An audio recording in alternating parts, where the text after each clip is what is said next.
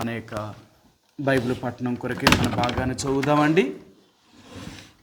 ఆ తర్వాత దేవుని వాక్యాన్ని ధ్యానం చేసుకుందాం. అపోస్తల కార్యములు 7వ అధ్యాయము. ఈ రాత్రికాల సమయంలో దేవుని యొక్క వాక్యములో మన యొక్క ప్రార్థనకి వెళ్ళే ముందుగా దయచేసి మన యొక్క పరిశుద్ధమైన బైబిల్ గ్రంథాన్ని మన కుడి చేతితో పట్టుకొని మన తలకంటే పైకెత్తి చూపిస్తూ బైబిల్ పల్లవును పాడదామండి. పఠింప శ్రేష్ఠ గ్రంథము బైబిల్, పఠింప శ్రేష్ఠ గ్రంథము బైబిల్, అనుదినము పఠించిన ప్రేమతోడ నడుపును ఓ పఠింప శ్రేష్ఠ గ్రంథము Bible. The best book read is the Bible. The best book to read is the Bible. If we read it every day, if you help you all the way, oh, the best book to read is the Bible. ఈ రాత్రికాల సమయంలో మన యొక్క వాక్య భాగంలోనికి వెళదామండి. అపోస్తల కార్యములు 7వ అధ్యాయము. మన యొక్క వాక్య భాగంలోనికి వెళదాం. అపోస్తల కార్యములు 7వ అధ్యాయము 44, 45 ఈ రెండు వచనాలని ఉత్తర ప్రత్యుత్తర రీతిగా చదువుదాం. నేను 44వ వచనాన్ని చదువుతాను, మీరు 45వ వచనాన్ని చదవడానికి ప్రయత్నం చేయండి. అతడు చూచిన మాదిరి చెప్పున దానిని చేయవలనని మోషేతో చెప్పినవాడు ఆజ్ఞాపించిన ప్రకారము సాక్ష్యపు గుడారము అరణ్యములో మన పితరుల యొద్ద ఉండెను.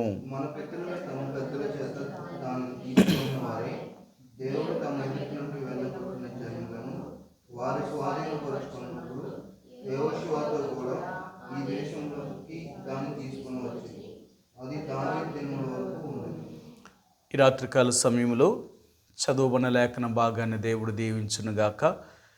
మరి ఇశ్రాయేలు ప్రజల మధ్యలో దేవుడు ఉండాలని ఇష్టపడి ఆయనకు ఒక పరిశుద్ధమైన మందిరమును, పరిశుద్ధమైన నివాస స్థలాన్ని ఒకటి ఆయన కోరాడు. ఎందుకంటే తన ప్రజల మధ్య ఆయన ఉండాలని, తను సేవించే ప్రజల మధ్య ఆయన ఉండే దేవుడు. అందుకనే ఎక్కడైతే 2-3 దేవుని యొక్క నామములో కూడి ఉంటారో వారి మధ్యన దేవుడు ఆయన ఉండడానికి ఇష్టపడేవాడు. కాబట్టి మన దేవుడు ఎక్కడుంటాడు, ఎవరితో ఉంటాడు అంటే దేవుని యొక్క ప్రజలు, అంటే యేసు ప్రభువాని యొక్క రక్తం చేత కడగబడి పాపక్షమాపణ అనుభవంలోకి వచ్చిన వారితో ఆ దేవుడు ఉండడానికి ఇష్టపడేవారు. అందుకని అంటాడు, నేను వాని యొద్దకు వచ్చి వాని యొద్ద మేము నివాసము చేసేవారము. మన దేవుడట ఎవరైతే ఆయన మాట విని ఆయన చెప్పినట్లుగా ఉంటారో వారి దగ్గరికి వచ్చి ఆయన వారితో నివాసము చేసేవాడు. సరే, ఒక్క మాట చూద్దాం. యోహాను సువార్త, యేసు ప్రభువారు ఆయన ఈ భూమి మీద ఉన్నప్పుడు ఆయన మన దగ్గరికి వచ్చి ఆయన మనతో కూడా ఉండాలని ఆయన ఇష్టపడేవాడు. కాబట్టి ఆయన ఈ రీతిగా చెప్తున్నాడు. ఆయన చూపుతాను మీకు. యోహాను సువార్త 14వ అధ్యాయము 23వ వచనం అండి. యోహాను సువార్త 14వ అధ్యాయము 23వ వచనం.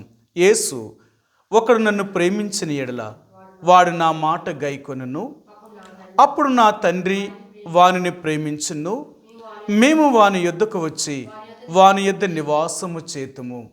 కాబట్టి ఈ రాత్రి దేవుడు అంటున్నాడు, ఎవరైతే నన్ను ప్రేమించి నా ఆజ్ఞలను గైకొంటారో అలాంటి వాని దగ్గరికి మేము వచ్చి వానితో కూడా నివాసము చేసేవారము.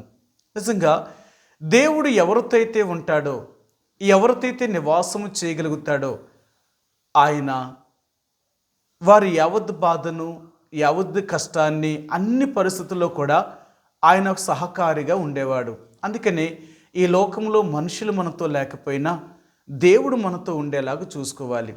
దేవుడు ఎప్పుడైతే మనతో ఉండడానికి ఇష్టపడతామో అప్పుడే దేవుడు మన సమస్యలన్నిటిలో కూడా మనతో కూడా పాలు పంచుకొని మన సమస్యల నుండి బయటికి తీసుకొచ్చేవాడిగా ఉంటాడు. సరే, చూపిస్తాను మీకు ఆ మాటను. యెషయా గ్రంథము 63వ అధ్యాయము. మన దేవుడు మనతో కూడా ఉండి మన సమస్యను పంచుకునేవాడు, మనకు సహాయము చేసేవాడు. 63వ అధ్యాయము 9వ వచనమండి.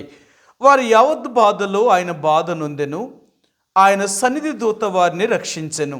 ప్రేమ చేతను తాలిమి చేతను వారిని విమోచించెను. పూర్వదినములన్నిటను ఆయన వారిని ఎత్తుకొనుచు మోసుకొనుచు వచ్చెను.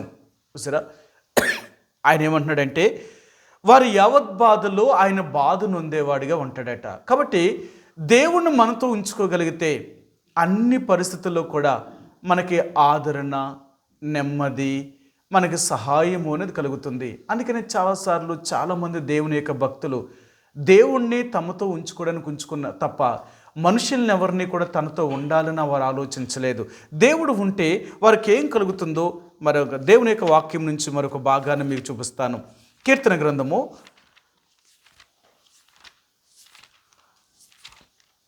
31వ అధ్యాయము. కీర్తన 31వ అధ్యాయము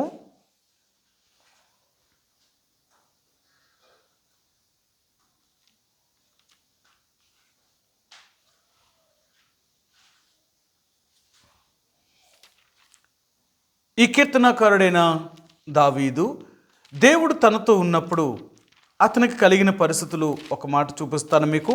ఎందుకంటే ఆయన జ్ఞాపకం చేశాడు, ఆయన జ్ఞాపకం చేశారు, మీకు చూపిస్తాను.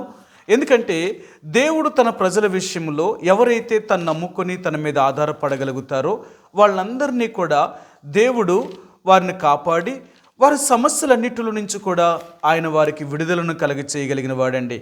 క్షమించండి, 94వ కీర్తన గ్రంథము 94వ అధ్యాయము 18-19 వచనాలండి. 94, 18, 19 వచనాలు. నా కాలు జారినని నేను అనుకొనగా యెహోవా నీ కృప నన్ను బలపరుచుచున్నది. నా అంతరంగమందు విచారములు ఎచ్చగా నీ గొప్ప ఆదరణ నా ప్రాణమునకు నెమ్మది కలుగజేయుచున్నది. దేవుడు మనతో ఉంటే మనకు అన్ని పరిస్థితుల్లో నుండి కూడా మనకు గొప్ప ఆదరణ కలుగుతుందండి, మనకు గొప్ప సహాయం కలుగుతుందన్నమాట. అందుకనే యేసు ప్రభువారిని ఎప్పుడూ కూడా మనతో ఉండేలాగా చూసుకోవాలి. ఎవరైతే యేసు ప్రభువారిని తమతో కూడా ఉంచుకోవడానికి చూసుకోగలుగుతారో వాళ్ళు ఎప్పుడూ కూడా అన్ని సమస్యల్లో నుంచి దేవుడు వారిని బయటికి తీసుకొని రాగలిగిన వాడు. ఎందుకంటే దేవుడు వారితో ఉన్నాడు కాబట్టి. మీ అందరికీ తెలుసు, యోసేపుతో దేవుడు తోడై ఉన్నాడు, లేక దావీదుతో దేవుడు తోడై ఉన్నాడు. ఎందుకు దేవుడు తోడై ఉన్నాడు అంటే వారు దేవుడిని తమతో ఉండడానికి వాళ్ళు ఎంతో ఇష్టపడ్డారు.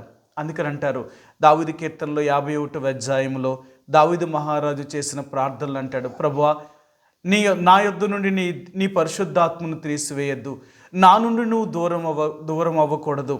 ఒకవేళ నేను పాపం చేసింది నిజం, నేను తప్పు చేసింది నిజమే, కాబట్టి నన్ను శుద్ధి చేయి, నన్ను పవిత్రపరచు, నాలో ఉన్న పాపం పోవునట్లుగా నన్ను పరిశుద్ధపరచు, అంతేకాని నువ్వు నా నుండి దూరం అవ్వకూడదు.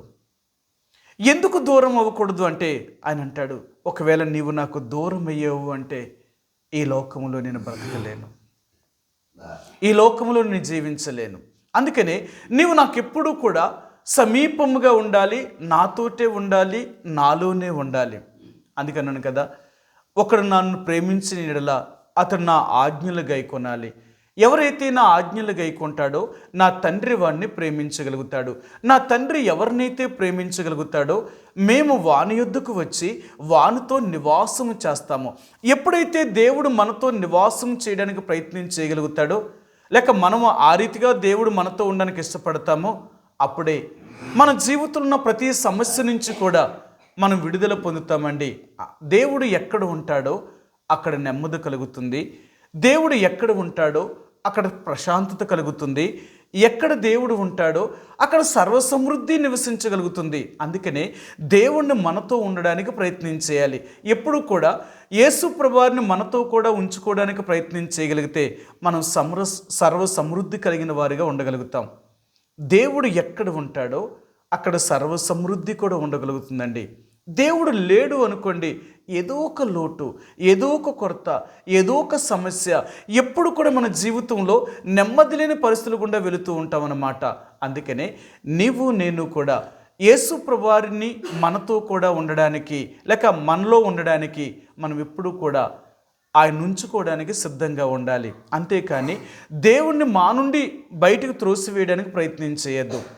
ఒకవేళ దేవుడు మనతో లేడు అంటే మన జీవితంలో సాతానుడు మనలోనికి ప్రవేశించి ఈ లోక సంబంధమైన అధికారి, ఈ లోకాధికారి వచ్చి మనల్ని సర్వనాశనము చేసేవాడనమాట.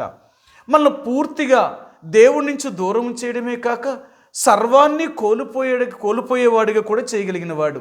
అందుకనే మనం దేవుడు మాట వినాలే తప్ప ఈ లోక సంబంధమైన లోకనాథుడి మాట వినకూడదు. ఎందుకంటే వాడెప్పుడూ అబద్ధాలే చెప్తాడు, వాడెప్పుడు నిజం చెప్పడు. వాడు చెప్పేది ఒకటి, చేసేది ఒకటి. చాలాసార్లు ఈ లోకము కూడా మోసపరిచేవాడి మాటే నమ్ముతుంది, అబద్ధం చెప్పేవాడే మాట నమ్ముతుంది, కానీ నిజం చెప్పేవాడి మాట నమ్ముతలేదు. అందుకనే అనేక మోసయుక్తమైన పరిస్థితుల్లో మానవుడు మునిగిపోతూ వస్తున్నాడనమాట. అనేక రకాలైన సమస్యలతో వాడి జీవితంలో నెమ్మది లేకుండా ఈ లోకాన్ని ముగించగలుగుతున్నాడు. యేసు ప్రభువుని ఎప్పుడైతే నువ్వు కలిగి ఉండగలుగుతావో, నీవు నేను కూడా మనతో దేవుడు ఉండడానికి ప్రయత్నం చేయగలిగితే మనల్ని చూసిన వారందరూ కూడా మనల్ని చూసి భయపడతారు. మీ అందరికీ తెలుసు, నేను చూపించాను. సమూయేలు రాసిన మొదటి గ్రంథంలో ఇశ్రాయేలు ప్రజలు ఫిలిష్తీయులతో యుద్ధం చేయడానికి వెళ్ళి యుద్ధంలో మొదటి రోజు ఓడిపోయారు. వారు అనుకున్నారు, అసలు మనం ఓడిపోవడానికి గల కారణం ఏంటి అని ఆలోచించారు. ఆలోచించి వారు ఏమని అనుకున్నారంటే, దేవుని యొక్క మందస్సము మనతో కూడా యుద్ధములోనికి రాలేదు. సరే, ఇప్పుడు మనము షిలోహులో ఉన్న దేవుని యొక్క మందసాన్ని ఇప్పుడు మన మధ్యకు తెచ్చుకుందామని వారు ఆ మందసాన్ని తీసుకుని యుద్ధములోనికి తీసుకొచ్చారు. ఎప్పుడైతే దేవుని యొక్క మందస్సము యుద్ధ భూమిలోనికి తీసుకుని వచ్చారో, ఇశ్రాయేలు ప్రజల సైన్యం అంతా కూడా ఎంతో భయంకరమైన శబ్దముతో కేకలు వేసి వారు సంతోషముతో ఆ మందసాన్ని ఎదుట వారు నిలిచి ఉన్నారన్నమాట. ఎప్పుడైతే ఈ సంతోషం చేత వీరు కేకలు వేస్తే ఆ ధ్వని ఫిలిష్తీయులకి వినబడింది. అప్పుడు ఫిలిష్తీయులు అడిగారు, అంటే ఆ రాజు అడిగారు, సర్దారులు అడిగారు, ఏంటి ఫిలిష్తీయులు ఇశ్రాయేలు ప్రజల్లో అంత శబ్దం వినబడుతుంది, వాళ్ళు అంత గట్టిగా కేకలు వేస్తున్నారు, ఏంటి కారణము అని అడిగితే వారు చెప్పారు, అయ్యా, వాళ్ళ దేవుడు వాళ్ళ మధ్యకు వచ్చాడు. వాళ్ళ దేవుడు వాళ్ళ మధ్యకు వచ్చాడు కాబట్టి మనము వారి ఎదుట నిలవలేము. ఆ దేవుడు అంత శక్తిమంతుడు అన్నారు వాళ్ళు. సరే, మీకు చూపిస్తాను. ఆ సమూయేలు రాసిన మొదటి గ్రంథము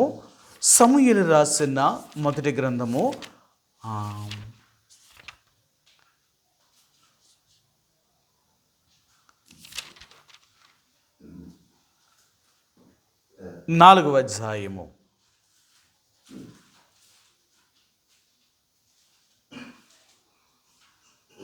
7-8 వచనాలండి. 7-8 వచనాలు, క్షమించండి, 6వ వచనం నుంచి మన చేత స్పష్టంగా మనకు అర్థమవుతుంది.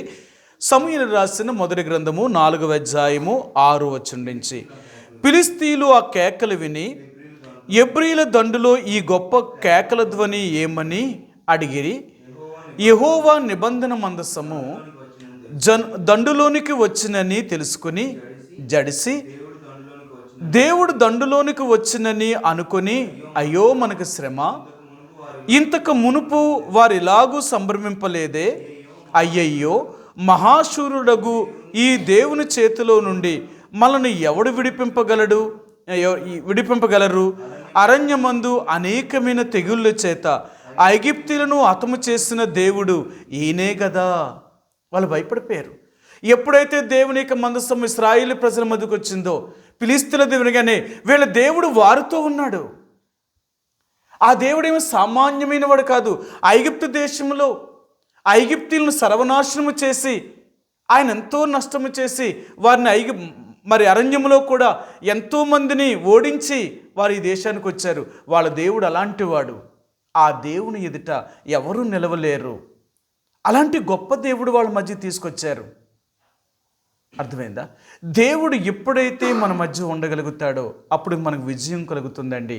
దేవుడు ఎప్పుడైతే మన మధ్య ఉండలేదో అప్పుడు మనకు అపజయమే కలుగుతుంది.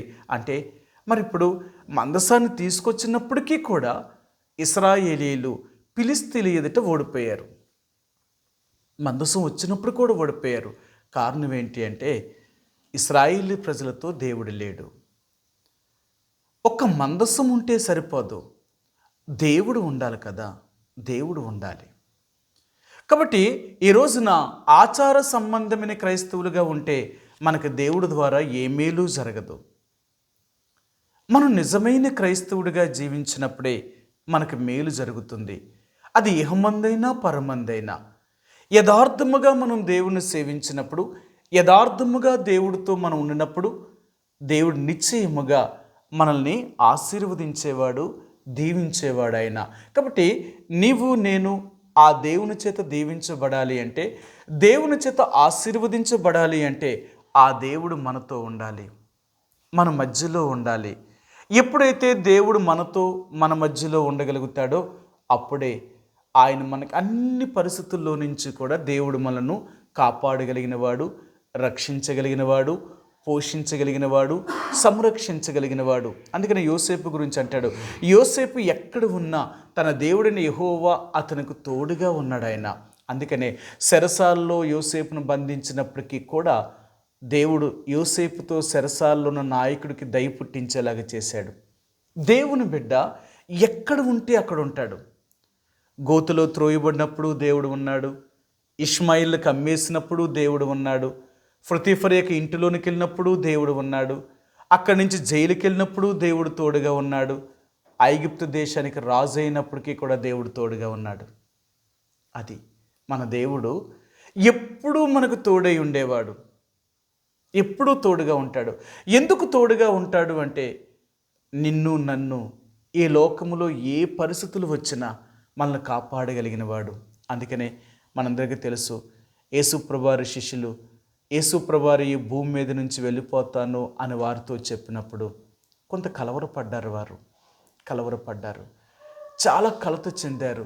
అందుకని యోహాను సువార్త 14వ అధ్యాయంలో దేవుడు మొదటి నుంచి కూడా వాళ్ళకి అదే చెప్పాడు, మీ హృదయంలో కలవరపడనీయకుడి, వెరవనీయకుడి.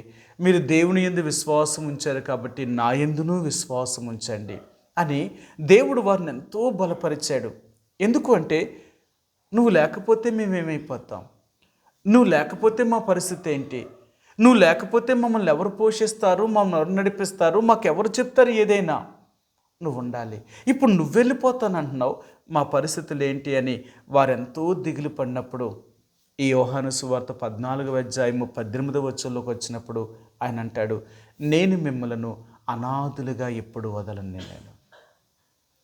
నేను మిమ్మల్ని వదిలి వెళ్ళిపోతున్నాను మీరు భయపడుతున్నారు, కానీ నేను వెళ్ళిపోయి నా ఆత్మను అనగా ఆదరణకర్తను మీ మధ్యకి పంపిస్తాను. ఆయన ఎప్పుడూ మీతోటే ఉంటాడు. ఆయన నేను ఏ సంగతులనైతే మీకు బోధించాడో అదే సంగతులు ఆయన కూడా మీకు చెప్తూ ఉంటాడు. ఆయన ఎప్పుడూ మీతో ఉండి మిమ్మల్ని నడిపిస్తాడు, మీ సమస్యలన్నిటినీ ఆయన తీరుస్తాడు. నేను ఎలాగైతే భూమి మీద ఉన్నప్పుడు మీ సమస్యలు తీరుస్తున్నానో నేను వెళ్ళిపోవడం కూడా మీకు ప్రయోజనకరమే. నేను వెళ్ళని ఎడల అక్కడ మీకు స్థలము సిద్ధపరచబడదు. నేను వెళ్ళి అక్కడ స్థలాన్ని సిద్ధపరుస్తాను. నేను వెళ్ళిన తర్వాత నా ఆత్మను అనగా సత్యస్వరూపైన పరిశుద్ధాత్మను మీ మధ్యకి పంపిస్తాను. ఆయన వచ్చి మరలా మీతో ఉంటాడు. మీకు అన్ని పరిస్థితుల్లో ఆయనే మిమ్మల్ని అన్ని పరిస్థితుల నుంచి విడిపించగలిగిన వాడు. మీకేది కావాలన్నా మీ అక్కర్లన్నీ తీర్చగలిగిన వాడు. కాబట్టి ఆయన మీద విశ్వాసం ఉంచండి అని యేసుప్రభువారు తన శిష్యులకు తెలియచేశాడు. కాబట్టి ఈ రాత్రికాల సమయంలో యేసుప్రభువారు ఎప్పుడైతే మనతో ఉంటాడో మనం ఎప్పుడూ అనాథులుగా విడవబడం, మనం ఎప్పుడూ అనాథులు కాదు. మనం ఎప్పుడూ కూడా ఒకరి సహాయాన్ని పొందేవారిగా ఉండం. మనం ఎందుకో తెలుసా, మనం దేవుని బిడ్డలం కాబట్టి దేవుడు ఎప్పుడూ కూడా మనల్ని భిక్షమెత్తుకునేలాగా చేయడు. ఒకరి దగ్గరికి వెళ్ళి అడుక్కునేలాగా దేవుడు చేయడు. అలాగ చేస్తే ఇంకా ఆయన దేవుడు ఎలాగవుతాడు? మనం అడుక్కునేవారం కాదు, మనము సహాయం చేసేవారు. అందుకనే మనం ఏ స్థితిలో ఉన్నా సరే ఒకరికి మనం సహాయం చేసేవారిగా ఉంచుతాడేమో కానీ మనం సహాయం పొందేవారిగా దేవుడు ఎప్పుడూ చేయడు. ఎందుకు అలాగుండము అంటే దేవుడు మనతో ఉన్నాడు. మన దేవుడు ఎప్పుడైతే మనతో ఉంటాడో మనకు అన్ని రకాలుగా ఆయనే మనను ఆశీర్వదించగలిగిన వాడు, ఆయనే మనను అభివృద్ధిలోనికి తీసుకురాగలిగిన వాడు. ఎందుకంటే మన దేవుడు ఆయన నమ్ముకున్న వాళ్ళందరినీ కూడా ఆశీర్వదించి అభివృద్ధిలోనికి తీసుకొని వస్తాడు. ఇప్పుడున్నట్లుగా మనం ఉండం. ఈరోజు మన స్థితి కొంచెం తక్కువగా ఉండొచ్చు, కానీ ఒక రోజుకి మన స్థితి దేవుళ్ళో మనం ఉండి దేవుడు మనతో ఉండగలిగితే ఒకరోజు ఉన్నతమైన స్థానానికి వెళ్ళిపోతాం. మనందరికీ తెలుసు, ఇశ్రాయేలు ప్రజలు ఐగుప్తు దేశంలో బానిసలుగా బ్రతికిన వారు. దేవుడు వారితో ఉండి ఐగుప్తు దేశం నుంచి బయటికి తీసుకొచ్చినప్పుడు వారిని దేవుడు ఒక రాజులుగా చేశాడనమాట.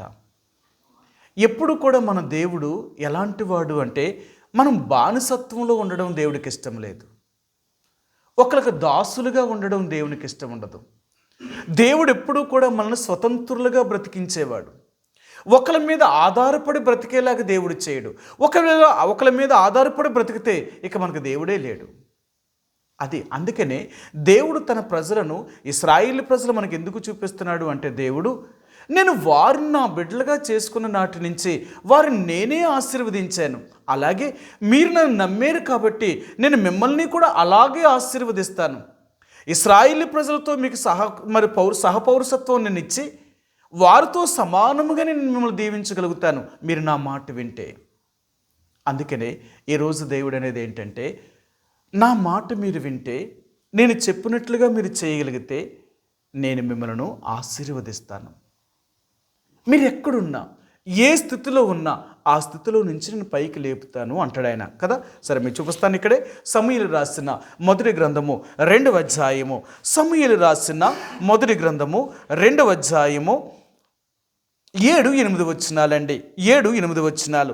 యెహోవా దారిద్ర్యమును ఐశ్వర్యమును కలగజేయవాడు, కృంగజేయవాడును లేవనెత్తువాడును ఆయనే. దరిద్రులను అధికారులతో కూర్చుండబెట్టుటకును, మహిమగల సింహాసనను స్వతంత్రింపజేయుటకును వారిని మట్టిలో నుండి ఎత్తువాడు ఆయనే. లేమగల వారిని పెంటకుప్ప మీద నుండి లేవనెత్తువాడు ఆయన్నే. చూసారా, మనందరినీ కూడా లేమిలో నుండి ఉన్నతమైన స్థానానికి తీసుకెళ్ళగలిగిన వాడు. కాబట్టి ఈ రాత్రికాల సమయంలో అలాంటి గొప్ప దేవుణ్ణి మనతో ఉండేలాగా, మనలో ఉండేలాగా మనం చూసుకోగలిగితే మనం దీవించబడతామండి. అదే దేవుడు అంటున్నాడు. ఇశ్రాయేలు ప్రజల మధ్య దేవుడు ఉండాలి అనుకున్నాడు. ఎందుకు అంటే వారిని ఆశీర్వదించాలని, వారిని దీవించాలని, వారి ప్రతి అవసరతను తీర్చాలని. అంతేకాదు, కంటికి రెప్పలాగా కాపాడుతున్నాడు ఆయన. దేవుడు వారితో ఉంటే ఎవరినూ వారిని సమీపించడానికి కూడా దేవుడు ఇష్టపడేవాడు కాదు. అలాంటి గొప్ప దేవుడు ఈరోజు నీతో నాతో ఉండేలాగా మనం చూసుకోగలిగితే నీవు నేను కూడా ఒక ఉన్నతమైన స్థానానికి మనం వెళ్ళగలుగుతూ ఉంటామండి. దేవుడు మనల్ని దీవించేవాడు ఉంటాడు. కాబట్టి ఈ రాత్రికాల సమయంలో మన యొక్క వాక్య పఠనంలోకి వెళ్ళే ముందుగా ఈ యొక్క ఇశ్రాయేలు ప్రజల గురించి ఈ స్టెప్ను ఇలాగ చెప్తున్నాడు. ఎన్నో విషయాలు వారికి జ్ఞాపకం చేశాడు, ఎన్నో విషయాలు గుర్తు చేశాడు. ఈ గుర్తు చేసి ఈ 7వ అధ్యాయం 44-45 వచనాల్లో ఇక్కడికి వచ్చినప్పుడు ఆయన అంటున్నాడు, దేవుడు వారి మధ్య నివసించడం కొరకే ఒక నివాస స్థలాన్ని, ఒక పరిశుద్ధమైన స్థలాన్ని దేవుడు నిర్మించమన్న దేవుడు అది ఎలాగ నిర్మించాలో కూడా చెప్పాడు. అందుకనే దేవుని నమ్ముకున్న తర్వాత నమ్మిన వారు ఎలాగ ఉండాలి అనేది కూడా మనకు ఆయనే బోధిస్తున్నాడు. ఎలాగంటే ఈ బైబిల్ గ్రంథాన్ని దేవుడు ఎందుకు ఇచ్చాడు అంటే రక్షించబడిన దేవుని ప్రజలు ఎలాగ జీవించాలి అనే విషయాలు అన్నీ ఇందులో రాశాడు. అందుకనే ప్రతిరోజు మనం దేవుని వాక్యాన్ని చదవడం వల్ల కుడికి కానీ ఎడమకు కానీ తిరగకుండా ఈ మార్గములోనే దేవుని యొక్క ఆత్మ మనల్ని నడిపించగలుగుతుంది. అందుకనే ప్రతిరోజు దేవుని వాక్యాన్ని చదవాలి, లేక దేవుని వాక్యాన్ని వినాలి. ఈ రెండు చేసినప్పుడు ఏమవుతామంటే మనం చక్కగా దేవుని యొక్క మార్గములోనికి అంటే పరలోక రాజ్యంలోనికి మనం ప్రవేశించగలుగుతామండి. అలాగూ ప్రవేశించాలి అంటే ప్రతిరోజు మనం ఎలాగ నడవాలో, ఎలాగ జీవించాలో ఇవన్నీ కూడా దేవుడు తన వాక్యంలో ఆయన వ్రాయించి మన కొరకు ఆయన ముందుగానే భద్రం చేసి ఉంచాడు. అందుకనే ఈరోజు వారికి జ్ఞాపకం చేసేది ఏంటంటే, ఇశ్రాయేలు ప్రజలకు దేవుడు ఒక మందిరాన్ని, ఒక పరిశుద్ధమైన స్థలాన్ని దేవుడు కొరకు నిర్మించమన్నాడు. అది నిర్మించమన్నప్పుడు అది ఎంత ఉండాలి, ఎలాగ ఉండాలి అనే విషయాల్ని దేవుడు వారికి జ్ఞాపకం చేస్తూ వచ్చాడు. ఆయన ఆ పరిశుద్ధమైన నివాస స్థలం అనేది ఎలాగ ఉండాలి అంటే ఆయన నిర్మాణం విషయంలో దేవుడు జ్ఞాపకంతో వచ్చాడు ఆయన. అందుకనే మనం చెప్పుకుంటూ వస్తున్నాం. ఇప్పటికే చాలా విషయాలు చెప్పుకున్నాం. ఆ మందిరానికి కావలసిన వస్తువుల గురించి మనం తెలియచేస్తూ వచ్చాను. దేవుడు ఏమేమి కావాలన్నాడు? ఆ బంగారము, వెండి, ఇత్తడి, ఆ మూడింటిని వారి దగ్గర తీసుకోమన్నాడు. ఆ మందిరం యొక్క తెరలకు కావలసినవి నేల ద్రోమ రక్తవర్ణము గల సన్నపు నారను తీసుకోమన్నాడు. మూడవదిగా దేవుడు ఆ మందిరము మీద వేసే పైకప్పు, ఇప్పుడు పైకప్పు అన్నమాట. ఈ పైకప్పులో మొదటి పొర మేక వెంట్రుకలతో ఉన్న చర్మమును మొదటి పొర కప్పమన్నాడు. ఇప్పుడు రెండవ పొర ఎరుపు రంగు వేసిన పొట్టేళ్ళ యొక్క చర్మము, ఎరుపు రంగు వేసిన పొట్టేళ్ళ యొక్క చర్మం అంట. నిర్గమాకాండము 25వ అధ్యాయము దేవుడు ఈ విషయాన్ని ఆయన రాయించారు. ఆయన చూపిస్తాను మీకు. నిర్గమాకాండము 25వ అధ్యాయము 5వ వచనమండి. ఎరుపు రంగు వేసిన పొట్టేళ్ళ యొక్క తోళ్ళు, సముద్ర వత్సముల తోళ్ళు, తుమ్మకర్ర. సరే, పైకప్పుకి మేక వెంట్రుకల యొక్క చర్మము, ఎరుపు రంగు వేసిన పొట్టేళ్ళ యొక్క చర్మము, సముద్ర వత్సముల యొక్క తోళ్ళు, పైకప్పు. మొదటి పొరేమో మేక వెంట్రుకలతో ఉన్న ఆ చర్మాన్ని మొదట కప్పాలి. 4 మూరల వెడల్పు, 30 మూరల పొడుగు ఉండాలి ఈ తెర. ఈ తెర కప్పేటప్పుడు ఎలాగ ఉండాలంటే, పైకప్పు కప్పేటప్పుడు ఎలాగ ఉండాలంటే 4 వైపులా ఇది ఆ పరిశుద్ధమైన మందిరాన్ని కప్పాలి.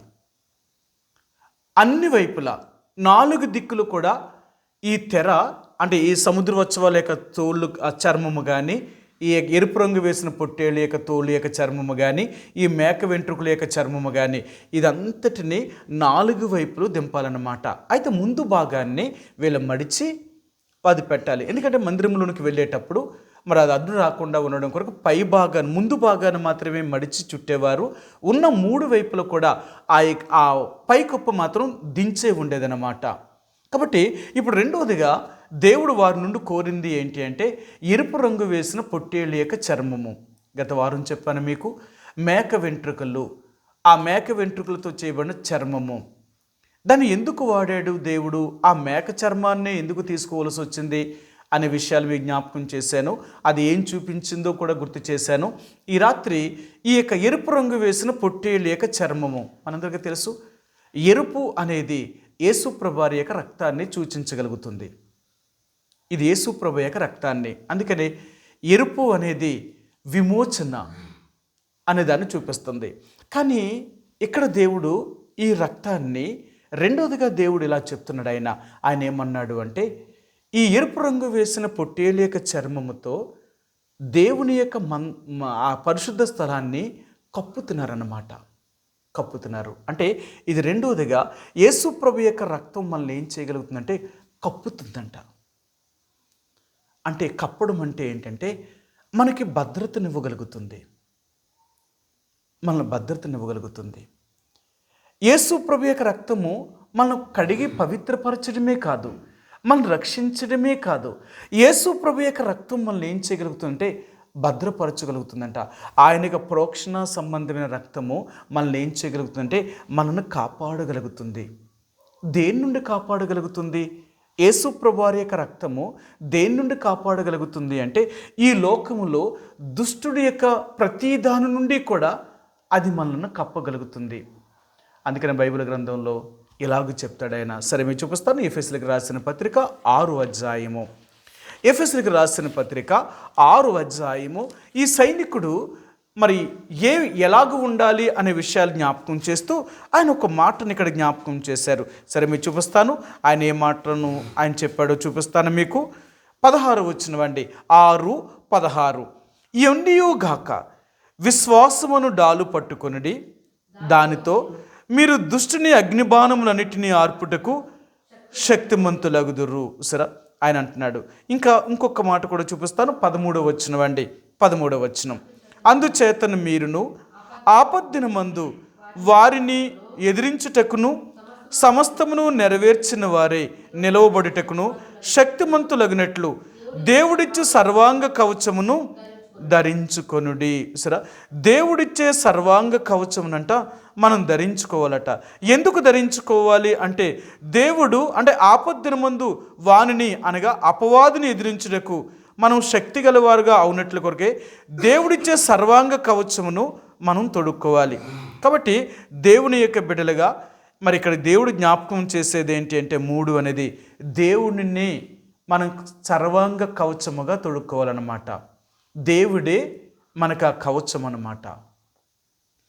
దేవుణ్ణి ఎప్పుడైతే మనం తొడుక్కోగలుగుతామో అంటే దేవుణ్ణి ఈ మర్త్యమైన దేహం మీద ఎప్పుడైతే ధరించుకోగలుగుతామో అప్పుడే సాతానుడు మనల్ని ఏమీ చేయలేడనమాట. ఇంకొక మాట కూడా చూద్దాం. కొరింథీయులకు రాసిన 2వ పత్రిక 5వ అధ్యాయము. కొరింథీయులకు రాసిన 2వ పత్రిక 5వ అధ్యాయము 1-2 వచనాలండి. భూమి మీద మన గుడారమైన ఈ నివాసము శిథిలమైపోయినను చేతి పని కాక దేవుని చేత కట్టబడినదియు నిత్యమైనదియునైన నివాసము పరలోకమందు మనకున్నదని ఎరుగుదము. మనము దిగంబరులము కాక వస్త్రము ధరించుకున్న వారముగా కనబడుదుము.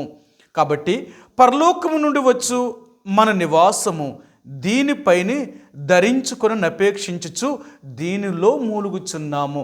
పరలోకము నుండి దిగివచ్చు వస్త్రమును ధరించుకున్నటకు. పరలోకం నుంచి ఎందుకు వస్తుంది? ఆ యేసుప్రభువారు. ఆ యేసుప్రభువారిని మనం ధరించుకోవలసిన వారికి ఉంటున్నాం. ఎప్పుడైతే యేసుప్రభువారిని మనం ధరించుకోగలుగుతామో అప్పుడే దుష్టుడు చేసే ప్రతి పన్నాగాన్ని కూడా అది ఆపగలుగుతుందండి, ఆపగలుగుతుంది. ఇందాక నేను ఒక మెసేజ్ చూశాను. అంటే ఎప్పుడు అలా పెట్టలేదు, ఇప్పుడు మాత్రం పెట్టారు. ఏమన్నారు అంటే దేవుని సేవకుల కూడికలు 18, 19 ఇలా పిఠాపురం దగ్గర జరుగుతున్నాయి కాబట్టి దేవుని సేవకులకు ఒక విజ్ఞప్తి అన్నారు. ఏంటి అంటే చలి ఎక్కువగా ఉంది కాబట్టి చలిని తట్టుకునే బట్టలు మాత్రం మీరు తెచ్చుకోండి అన్నారు. ఎప్పుడు చెప్పలేదు. చలి ఎక్కువగా ఉంది కాబట్టి చలిని తట్టుకునే బట్టలు తెచ్చుకోండి. ఎందుకంటే అందరికీ మేము ఇవ్వలేం కదా. ఏదో 10 మంది కంటే మేము సప్లై చేయగలం. కానీ ఒక 100 మంది 10 మంది అంతమంది ఎక్కువ మంది వస్తే అంతమందికి సప్లై చేయడం కష్టం. కాబట్టి మీరు చలిని తట్టుకునే ఆ బట్టలను తెచ్చుకోండి అని చెప్పారు వాళ్ళు. నిజమే కదా, చెప్పడంలో తప్పేం కాదు. ఎందుకంటే మన భద్రత కోరి వాళ్ళు మనకు చెప్తున్నారు. మీరు వచ్చేటప్పుడు మీ శరీరాలకి చలిబారు నుంచి తప్పించుకునే వస్త్రాలని మీరు వేసుకోండి, అలాంటివి తెచ్చుకోండి. అలాగే ఈ లోకములో మనకు ఎదురయ్యే ప్రతి పరిస్థితి నుంచి కూడా మనం తప్పించుకోవాలి అంటే క్రీస్తు యేసుని మనం ధరించుకోవాలి. యేసు ప్రభువారిని ఎప్పుడైతే మనం ధరించుకోగలుగుతామో ఆ యేసు ప్రభువారు ప్రతి కీడు నుండి కూడా ప్రతి ఆపత్కాలంలో నుండి కూడా ఆయన మనల్ని కాపాడగలుగుతాడు. ఆయన కాపాడగలుగుతాడు. అందుకనే మనం యేసు ప్రభువారిని మనతో ఉంచుకోవడం వల్ల మనకేం జరుగుతుంది అంటే మనకి అన్ని సమయాలలో ఆయన మనల్ని కాపాడుతాడు. కీర్తన గ్రంథము 46వ అధ్యాయము. కీర్తన 46వ అధ్యాయము. ఈ కీర్తనాకారుడు ఆయన ఏం జ్ఞాపకం చేశాడు ఒక మాట మీకు చూపిస్తాను. 46వ అధ్యాయము, కీర్తన 46వ అధ్యాయము 1వ వచనమండి. దేవుడు మనకు ఆశ్రయమును దుర్గమునై ఉన్నాడు, ఆపత్కాలములో ఆయన నమ్ముకొనదగిన సహాయకుడు. మన దేవుడు ఆపత్కాలములలో మనం నమ్ముకొనదగిన సహాయకుడు. మనకేదైనా ఆపత్కాలం వచ్చినప్పుడు, మనకేదైనా సమస్య వచ్చినప్పుడు మనల్ని ఆయనే ఆదుకోగలిగిన వాడు. యేసు ప్రభువారిని ఎప్పుడైతే మనం ధరించుకోగలుగుతామో ఏ అపాయం వచ్చినా ముందు ఆయనకి తగిలి మనకు రావాలి. లేకపోతే అంత తేలికగా ఏది కూడా మన దగ్గరికి రాలేదు. ఏదైనా మనం ముట్టాలి అంటే ముందు మన ముందున్న దేవుణ్ణి ముట్టాలి. అది ఆయన్ని ముట్టగలిగి ఆయన్ని జయించగలిగిన తర్వాతే మన దగ్గరికి వస్తుంది. ఈ లోకంలో దేవుణ్ణి ముట్టగలిగిందే ఉంది, దేవుణ్ణి జయించగలిగిందే ఉంది. ఇక దేవుణ్ణే దాటలేనప్పుడు ఏ సమస్య అయినా నీ దగ్గరికి ఎందుకు వస్తుంది? అందుకనే నీకొక కవచము లాంటివాడు దేవుడు. నువ్వు దేవుణ్ణి ధరించుకోగలిగితే ఆయన నిన్ను కాపాడుతాడు కదా. ఈ రోజుల్లో చాలామంది ఆయా దేశాల ప్రధానమంత్రులు కానీ, మన దేశం యొక్క ప్రధానమంత్రి కానీ, రాజకీయ నాయకులు కానీ ఈ రోజున ఒక కాపలా కాసేవారికి బుల్లెట్ ప్రూఫ్ జాకెట్స్ ఇస్తున్నారు, లేదా బుల్లెట్ ప్రూఫ్ కార్లు ఇస్తున్నారు. ఎంత భయంకరంగా బాంబులెట్టి పేల్చినప్పటికీ కూడా అందులో ఉన్నవారికి ఏం ప్రమాదం కూడా జరగదు. ఎందుకు అంటే అందులో ఉన్నవారు అంత ప్రాముఖ్యమైన వారు కాబట్టి వాళ్ళకంత భద్రత కావాలి, వాళ్ళకంత భద్రత కావాలి. ఈ లోకములో ఒక మనిషి ఇచ్చే భద్రతే ఎంతుంటే జీవము కలిగిన దేవుడిచ్చే భద్రత ఇంకెంత గొప్పది తెలుసా? అందుకని అంటాడు, ఏదియు ఎంత మాత్రము కూడా నీకు హాని చేయలేదు. యేసు ప్రభువుని ఎప్పుడైతే మనం ధరించుకోగలుగుతామో, ఆయన కాపుదలలోనికి వస్తామో, ఆ రోజు నుంచి కూడా ఈ లోకములో ఉన్నది ఏది కూడా నీకు హాని చేయలేదు. అందుకనే దేవుడు అంటాడు, మీరు భయపడకుడి, ఏదియు మీకు ఎంత మాత్రము కూడా హాని చేయదు. ఈ లోకంలో ఉన్నది ఏది మిమ్మల్ని ఏమీ చేయలేదు. అది ఏదైనా సరే, ఈ పంచభూతముల్లో ఏదైనా సరే, ఈ భూమి మీద ఉన్న ప్రతి జీవి కూడా నిన్నేమీ చేయలేదు. కారణం ఏంటో తెలుసా? నువ్వు నా బిడ్డవే. నేను అనుమతిస్తేనే నీకు జరగాలి, కానీ నేను అనుమతించకుండా నిన్నేది తాకలేదు, ఏది తాకలేదు. కాబట్టి దేవుణ్ణి ఎప్పుడైతే మన దేన శరీరం మీద ఆయన్ని ధరించుకోగలుగుతామో, యేసు ప్రభువారిని మన దేన శరీరం మీద ఎప్పుడైతే మనం ధరించుకున్నామో ఆ రోజు నుంచి ఈ లోకములో మనకు భద్రత దేవుడు, మన కాపుదల దేవుడు. అందుకని అంటాడు కదా, నేనెవరినో తెలుసా? నీకు కాపుదల కాసేవాడిని అంటున్నాడు ఆయన. మనకు కాపుదల కాసేవాడట. యెషయా గ్రంథము 27వ అధ్యాయము, యెషయా గ్రంథము 27వ అధ్యాయము 3వ వచనం అండి. యెషయా గ్రంథము 27వ అధ్యాయము 3వ వచనం.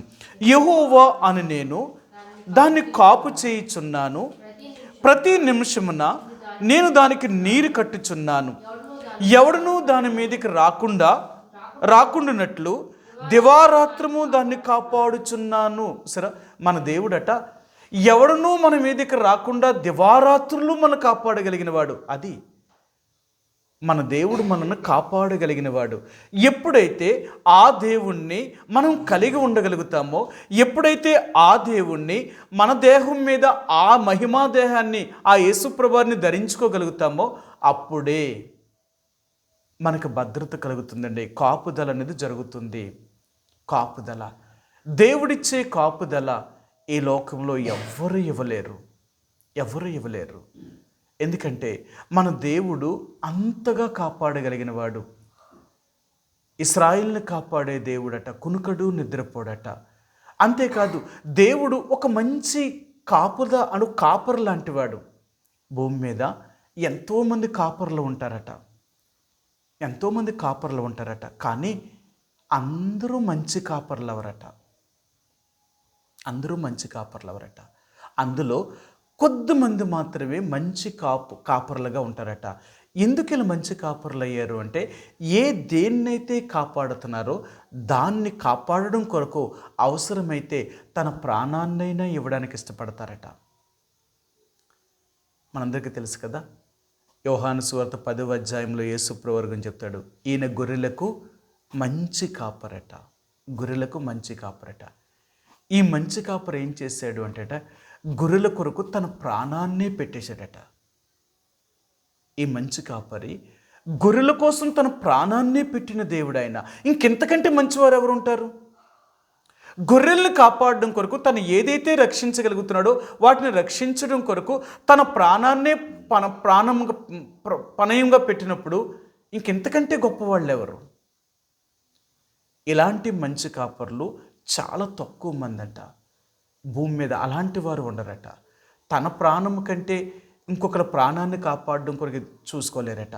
అందుకనే ఈ రోజున దేవుడు అంటున్నాడు, నేను ఎవరిని అంటే నేను ఒక మంచి కాపరిని. నా కాపుదల ఎలాగుంటుందో తెలుసా? మీకు ఏ అపాయము రాకుండా నేను నిన్ను కాపాడుతాను. ఏ అపాయము రాకుండా.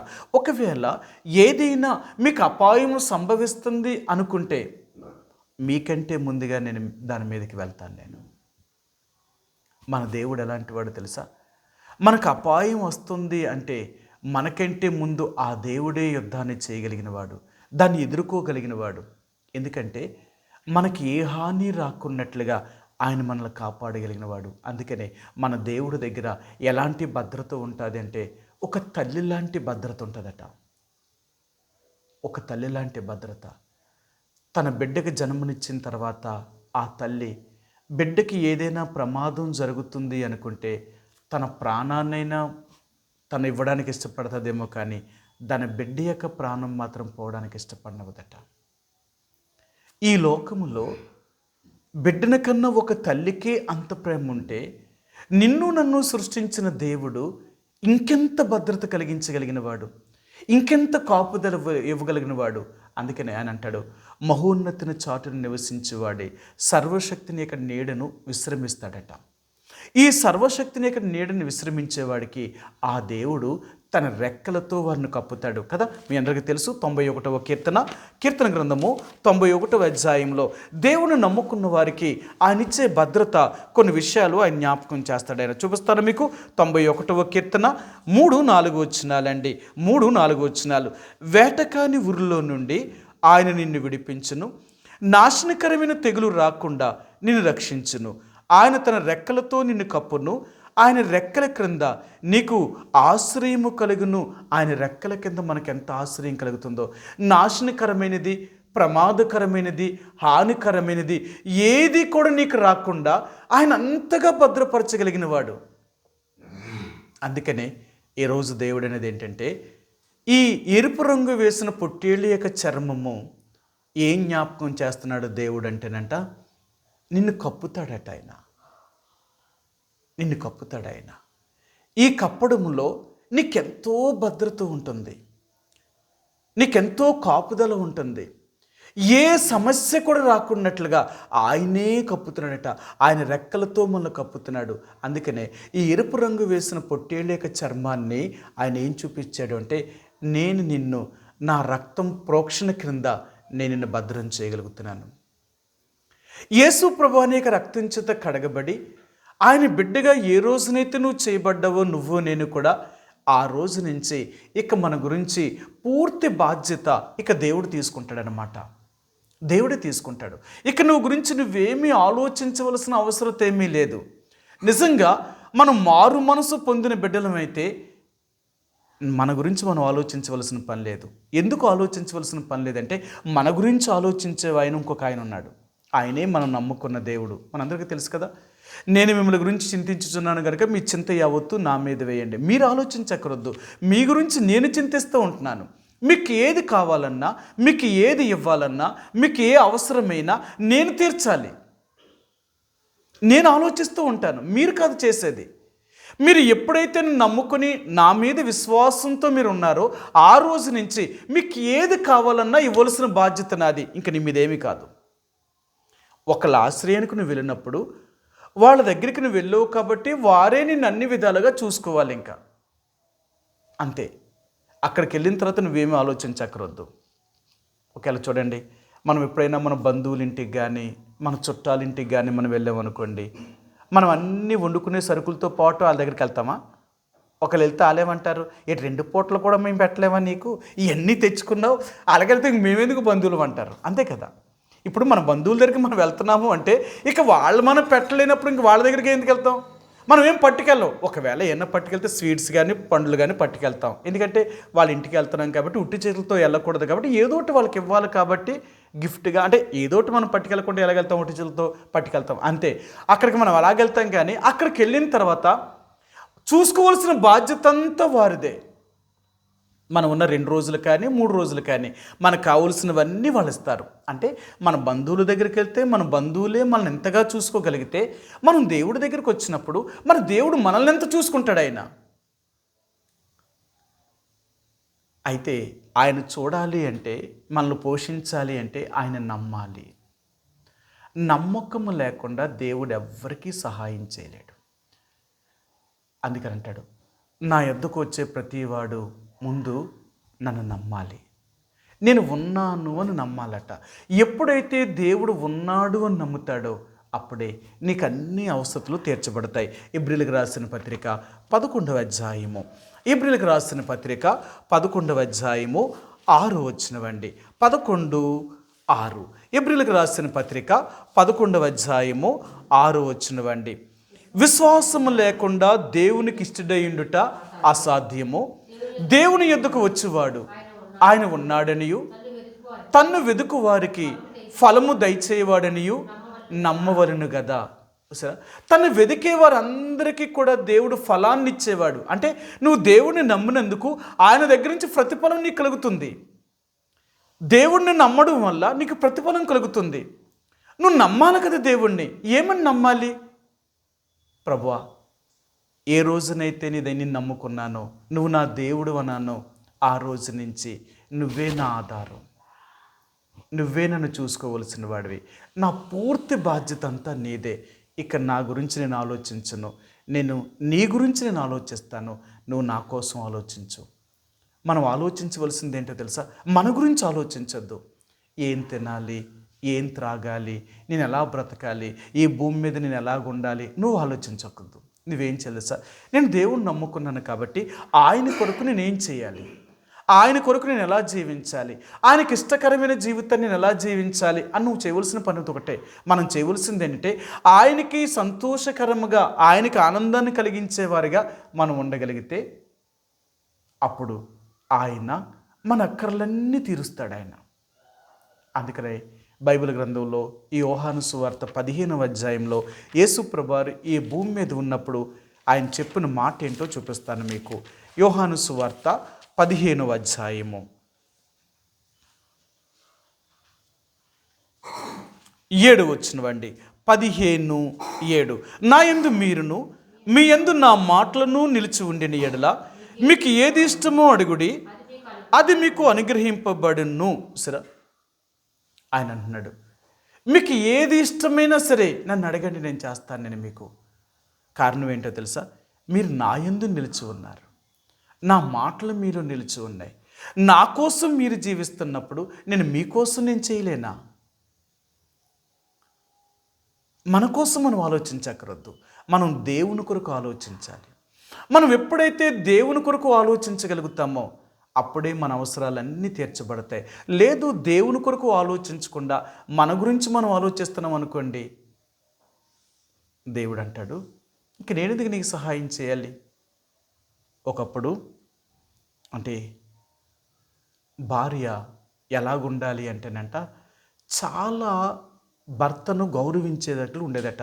అందుకనే చూడండి, ఏ ఇంట్లోనైనా సరే స్త్రీ అనే ఆమె భర్త తెచ్చిన కష్టార్జితం చేత ఆమె పొదుపు చేసి ఆమె అన్ని రకాలుగా వంట చేస్తూ ఉంటుంది కదా.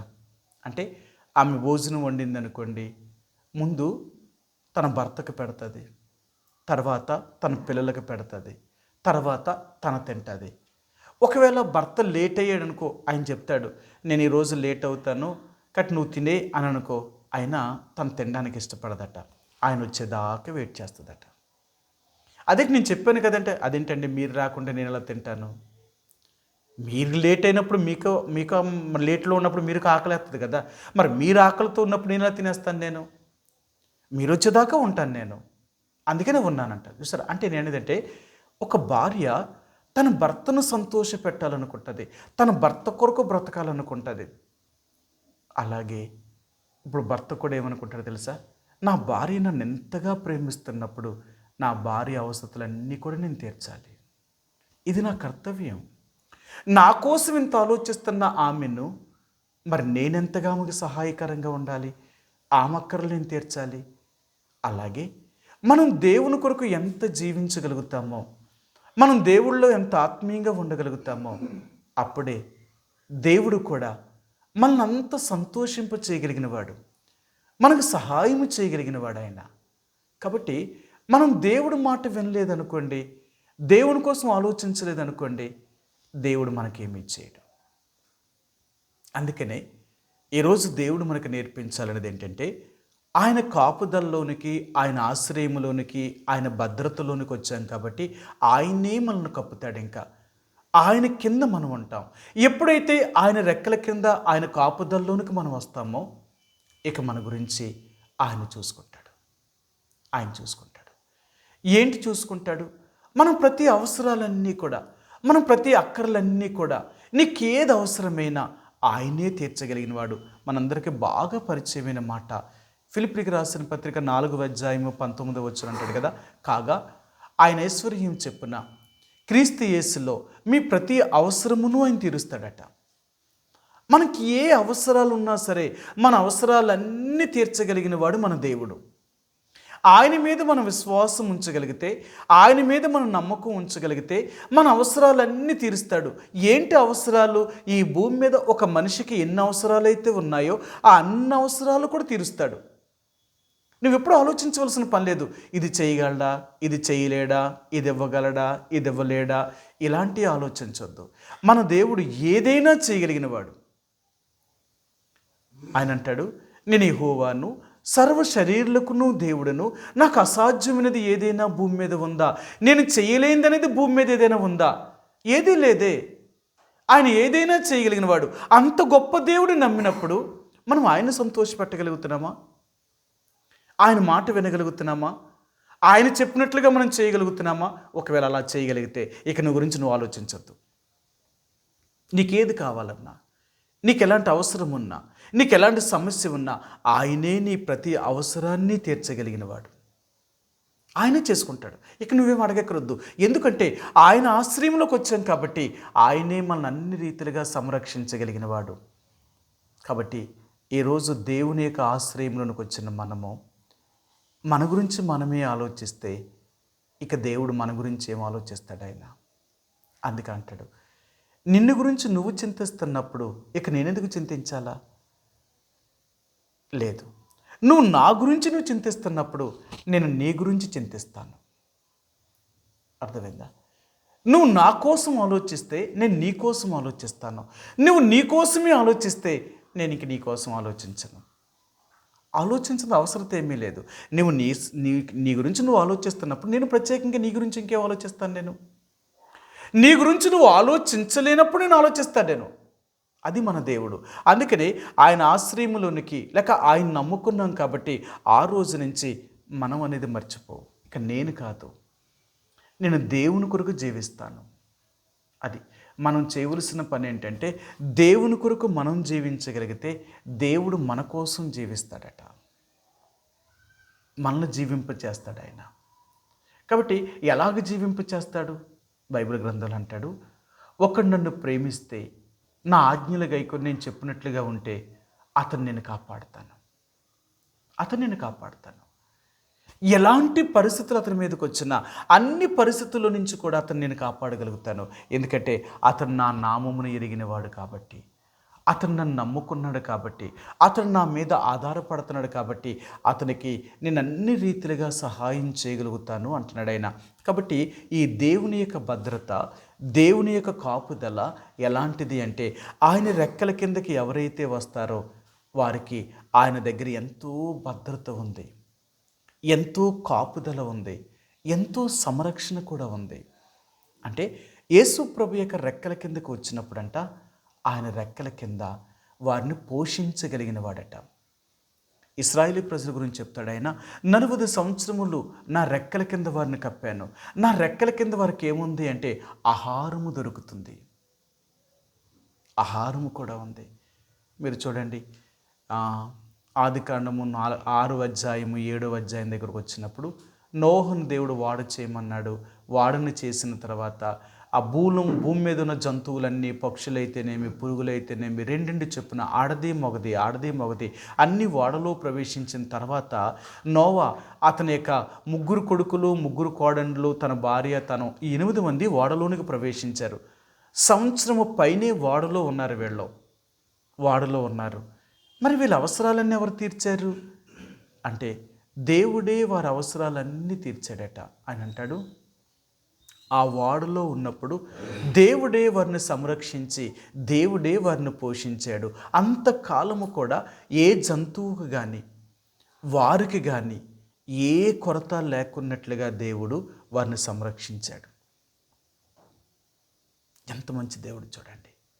ఇన్ని వాటికి ఆహారం ఎక్కడిది? ఆయన ఎక్కడ సిద్ధం చేశాడు? వీళ్ళ కోసం ఎక్కడ తీసుకెళ్ళాడు? కానీ దేవుడు వారికి కావలసినవన్నీ ఇచ్చాడు. అంటే ఎప్పుడైతే ఆ ఓడలోనికి వెళ్ళారో, ఆ ఓడ తలుపును వేశాడో, ఆ రోజు నుంచి మరలా ఓడలో నుంచి బయటకు వచ్చేదాకా వారిని దేవుడే పోషించాడు. ఆయన దేవుడే పోషించాడు. కాబట్టి ఈరోజు దేవుడు అంటున్నాడు, ఏ రోజునైతే మనం యేసు ప్రభువులోకి వచ్చామో ఆ రోజు నుంచి మరలా ఈ లోకములో నుంచి మనం పోయేదాకా, ఈ లోకాన్ని విడిచిపెట్టేదాకా ఆయన్నే మన పూర్తి బాధ్యతను తీసుకునే దేవుడు. మన దేవుడు ఈరోజు ఉండి రేపు వదిలేసేవాడు కాదు. ఈ సంవత్సరం ఉండి వచ్చే సంవత్సరం వదిలేసేవాడు కాదు. కొన్ని రోజులు ఉండి కొన్ని రోజులు మనల్ని వదిలిపెట్టేవాడు కాదు.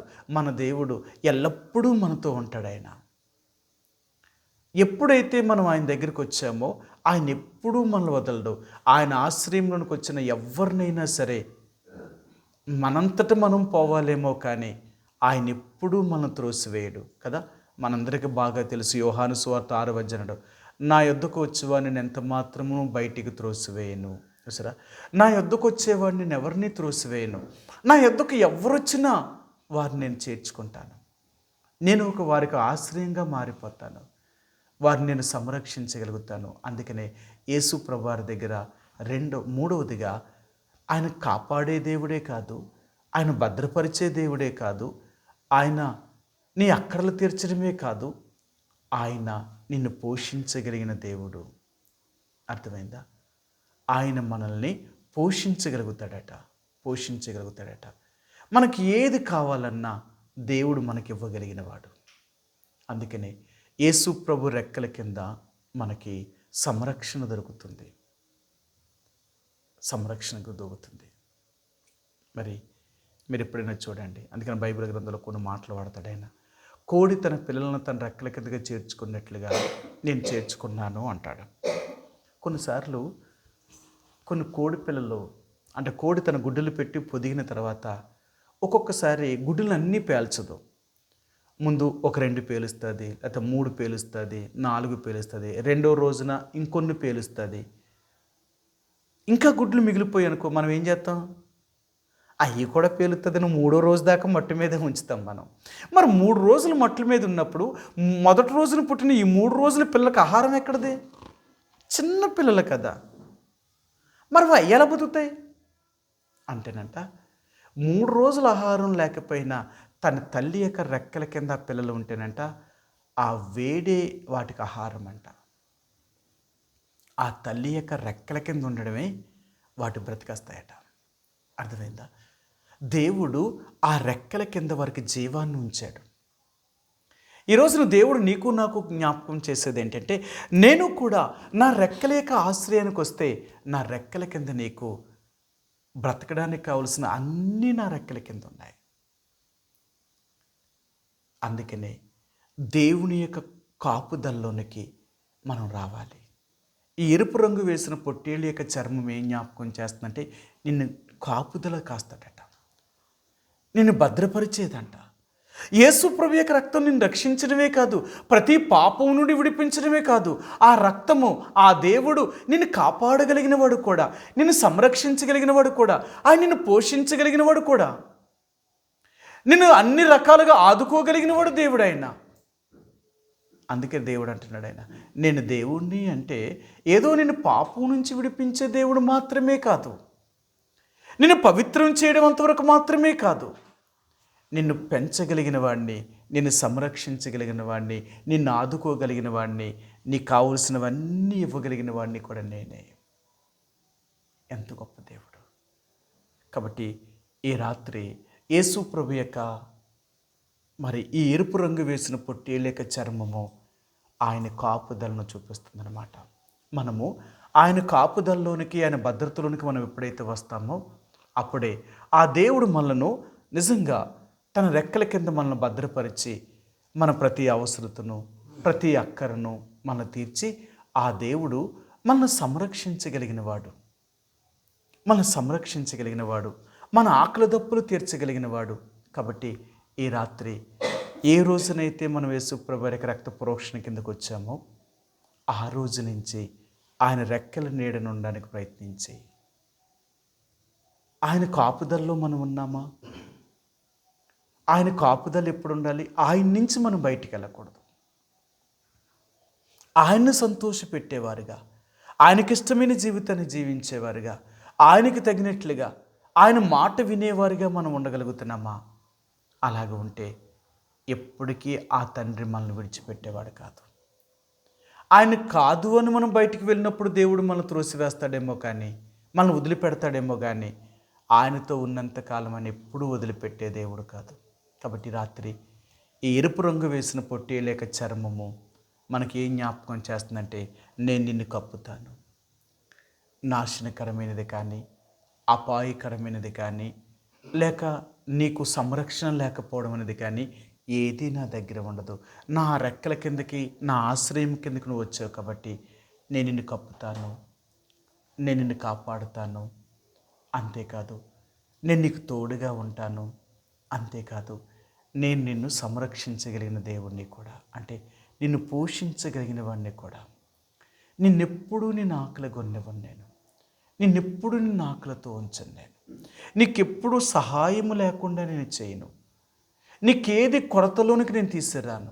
అందుకనే బైబిల్ గ్రంథంలో ఇక మాట అంటాడు, ఏదియూ నీకు తక్కువ కాదట. మనం దేవుడి మాట విన్నంత కాలము కూడా ఈ భూమి మీద మనకేది తక్కువ కాదు. చూద్దామా? ఈ ఒక్క మాట మేము చూపించి ముగిస్తాను. ద్వితీయోపదేశకాండము 28వ అధ్యాయము. మనం దేవుడు చెప్పినట్లుగా మనం జీవిస్తే ఈ భూమి మీద ఉన్నంత కాలము కూడా దేవుడు మనల్ని ఏది కూడా తక్కువ కాకున్నట్లుగా ఆయన్నే మనను పోషించగలిగిన వాడు, సంరక్షించగలిగిన వాడు. 28వ అధ్యాయము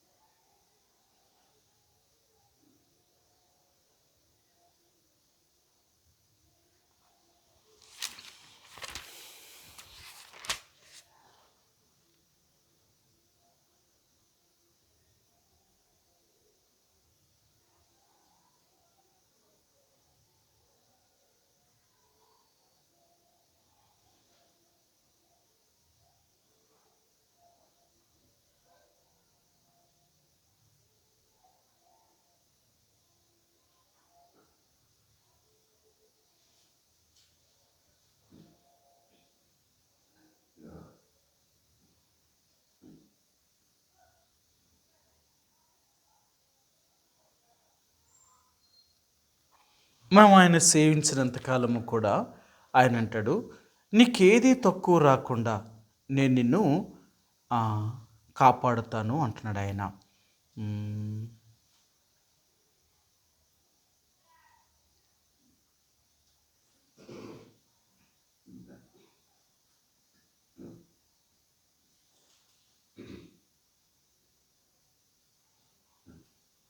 రెండవ వచనం 28:2.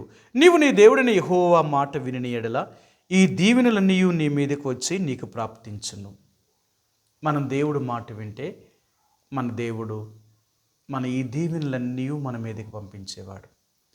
అందుకని అంటాడు, భూమి మీద ఉన్నంత కాలము కూడా నీకేది తక్కువ చేయడు. నీకేది తక్కువ అనేది ఏమి ఉండదు. నీకన్నీ దేవుడు ఎక్కువే చేస్తాడు. ఎందుకంటే ఆయన నమ్ముకున్నాం, ఆయన బిడ్డలుగా ఉన్నాం కాబట్టి ఆయన ఎప్పుడూ మనకు తక్కువ చేయడు. కాబట్టి దేవుని యొక్క ఆ కాపుదల, దేవుని యొక్క భద్రత, దేవుని యొక్క సంరక్షణ. ఎందుకంటే ఆ ఎరుపు రంగు వేసిన పొట్టేళ్ళ యొక్క చర్మం మనకి ఏం చూపిస్తుందంటే నీ కాపుదలను చూపిస్తుంది అనమాట. నిన్ను కప్పుతున్నాడు ఆయన నిన్ను కప్పుతున్నాడు. ఆయన కాపుదలలోనికి ఎప్పుడైతే వస్తామో ఇంక నీ గురించి ఆలోచించవలసిన అవసరం ఏమీ లేదు. ఆయనే మన ప్రతి అవసరాన్ని తీర్చి మనల్ని ఈ భూమి మీద ఏది మనకు తక్కువ కాకుండా ఆయనే మనల్ని ఆశీర్వదించి దీవించి మనల్ని కాపాడగలిగిన దేవుడు. కాబట్టి ఇంకా ఏ రోజునైతే ఆయన నమ్ముకున్నామో ఆ రోజు గురించి మన గురించి మనం మర్చిపోతాం. నేను అనేది కాదు, నా ప్రభు కోసం నేను ఏం చేయగలుగుతున్నాను. ఎప్పుడైతే నా ప్రభు కోసం నేను చేయగలిగింది ఏంటో అది మనం గుర్తించగలిగితే, నీ ప్రభు అంటే మనం నమ్ముకున్న మన దేవుడు మన గురించి ఆలోచిస్తాడు. నీకేది తక్కువ కానివ్వడు, నీకేది లేకుండా దేవుడు చేయడు. ఆ రీతిగా దేవుడు మనకు సహాయం చేయనుగాక. ప్రార్థించుకుందామండి. మా ప్రేమ కలిగిన పరలోకమందున మా తండ్రి, యేసు ప్రభువారి యొక్క పరిశుద్ధమైన ఘనమైన నామములో ఈ రాత్రికాల సమయంలో బైబిల్ పట్టణం కొరికే మమ్మల్ని మీ సన్నిధికి తీసుకొచ్చినందుకు వందనాలు ప్రభు. ఈ రాత్రి ఆ పైకప్పు విషయంలో రెండవదిగా ఎరుపు రంగు వేసిన పొట్టేలేక చర్మము కావాలని మీరు వారిని అడిగారు. ఈ ఎరుపు రంగు వేసిన పొట్టేలేక చర్మము ఏమి జ్ఞాపకం చేసిందంటే ప్రభా, మీరు చెప్పారు అది నా కాపుదల, నా భద్రత అని జ్ఞాపకం చేశారు. ఎందుకంటే ఎప్పుడైతే మేము నిన్ను నమ్ముతామో, నీ ఆశ్రయంలోనికి వచ్చామో, నిన్ను దేవుడిగా చేసుకున్నామో, ఆ రోజు నుంచి మా ప్రతి భారమును ప్రతి బాధ్యతను మీరు మాత్రమే తీర్చగలిగిన దేవుడు ప్రభా. అందుకు మీకు వందనాలు.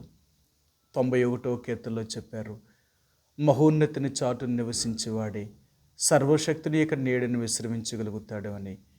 ఎప్పుడైతే మీ ఆశ్రయంలోకి వస్తామో, నాశనకరమైనది దేవా వేటకాని ఊరు నుండి మమ్మల్ని మీరు కాపాడగలిగిన దేవుడు. నీ రెక్కలతో మమ్మల్ని కప్పుతున్నావు. నీ రెక్కల కింద మాకు ఆశ్రయం కలుగుతుంది. ఏ అపాయము ఏ కీడు రాకుండా మమ్మల్ని కాపాడగలిగిన దేవుడు. ఈ 91వ కీర్తన మొదటి నుంచి 16 వచనాల్లో ప్రభా, నిన్ను నమ్ముకున్న వారికి నువ్వు ఎలాంటి భద్రతనిస్తావో జ్ఞాపకం చేసావు. అంతేకాదు, నిన్ను నమ్ముకున్న వారికి ఎంత సంరక్షణ కలుగుతుందో ప్రభా. నీ ఆశ్రయంలోకి వచ్చిన వారిని అందరినీ మీరే సంరక్షించి పోషించగలిగిన దేవుడు. అందుకు మీకు వందనాలు ప్రభువా. రక్షించబడ్డాం, పాపం యొక్క అనుభవం, పాపముల నుంచి మనం వేరు చేసి నీ బిడ్డలుగా చేసుకున్నారు. అయితే మేము నీ రెక్కల కిందకు వచ్చినప్పటికీ కూడా మా గురించి మేము చింతించేవారు. అందుకని అనేక సార్లు మేము నీ సహాయాన్ని పొందలేని పరిస్థితులు కలిగిన వారు. నన్ను మమ్మల్ని క్షమించండి ప్రభువా. ఎప్పుడైతే నీ ఆశ్రయంలోనికి నీ రెక్కల క్రిందకు వచ్చామో ఆ రోజు నుంచి మా ప్రతి బాధ్యతను ప్రతి భారమును నువ్వు మాత్రమే తీర్చగలిగిన దేవుడు.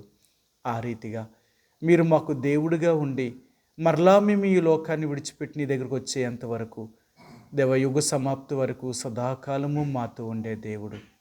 మమ్మల్ని ఎప్పుడూ అనాథులుగా వదిలిపెట్టే దేవుడు కాదు. అంత గొప్ప దేవుడు మాకు కలిగి ఉన్నాం. అందుకనే ప్రభా, ఎప్పుడు నీ మీద విశ్వాసముతో నమ్మకంతో జీవించేవారిగా నన్ను మమ్మల్ని సిద్ధపరచండి. నాలో మాలో ఉన్న విశ్వాసాన్ని అల్ప విశ్వాసాన్ని తీసివేసి నువ్వు కోరిన మేరకు జీవించేవారుగా మమ్మల్ని సిద్ధపరచమని ఈ రాత్రి మీ చేతులకు అప్పగించుకుంటున్నాను. నీ సన్నిధికి వచ్చిన నీ బిడ్డలు బట్టి వందనాలు. వారిని ఆశీర్వదించండి, దీవించండి. ఏది వింటున్నారో దాన్ని అనుసరించట్లో నీ బిడ్డలకు మీ కృప అనుగ్రహించండి ప్రభువా. అంతేకాదు తండ్రి, నీ బిడ్డల కుటుంబాల్లో ప్రతి అవసరతను ప్రతి అక్కరను తీర్చండి దేవ. వారిని ఆత్మీయంగాను భౌతికంగాను వారిని మీరే కాపాడి అన్ని విధాలుగా సంరక్షించి పోషించండి. ఇది నువ్వు రాలేకపోయిన వారికి మరొక తరుణాన్ని దయచేయండి.